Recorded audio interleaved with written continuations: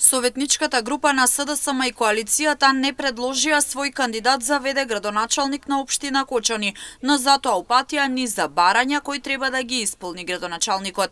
Во вакви трагични денови за Кочани мора да го слушнеме гласот на граѓаните, истакна оттаму. Подршка на децата за понатамошно школување со помагала, прибор, облека, стипендија за студирање, сместување по студентските домови. Подршка за мајките и жените од семејствата за вработување и поголема економска независност. Спроведување на програма за обезбедување психолошка подршка на семејствата на жртвите во траење од најмалку 12 месеци. Подршка за здравствените потреби и лекување на членовите од семејствата на повредените.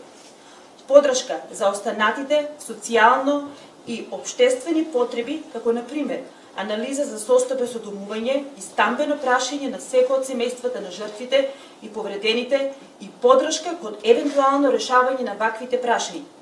Спроведување на вонредна контрола во рамките на надлежностите на општината на сите дејности, угостителство, градежништво и комерцијални дејности. Од СДСМ Кочани додадоа дека нема да учествуваат во избори на директори и функционери во локалната самоуправа.